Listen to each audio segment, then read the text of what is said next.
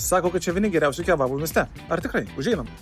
Man gal men. O jei rimtai, tai aš ir taip jūs rekomenduodavau kaip vienus geriausias mieste. Tai yra vieta su autentišku interjeru, natūralia mėsa kepta ant griliaus, tai yra nedrožliam kaip kitur ir šiaip tikrai kokybiškais kebabais. O sužinojęs, kad jie į savo meniu įtraukia naujienų, aš tiesiog privalėjau jų paragauti. Ypač kai viena iš jų toks Tom Big Doner. Tai yra jų pačių keptoje donelėje darytas kebabas. Ir kainuoja jis 9,50. Tad griebiam jį, atsigerti, dar apžvelgiam mėsas, kurios paruoštos kepti, užsimaišom arbatos, kuri kaip ir priklauso tokiai vietai nemokama, bei kol vasara einam valgyti į lauką. Nes ten skaniau. Kol gurkšnojam aromatingą arbatą, kolega jų atneša ir kebabo lėkštėje.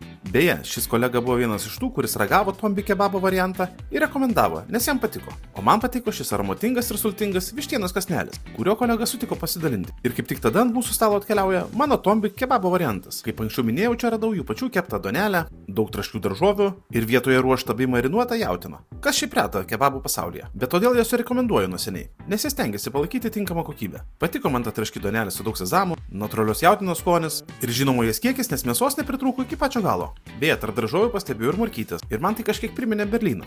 Na, kur ne vien kopūstus deda.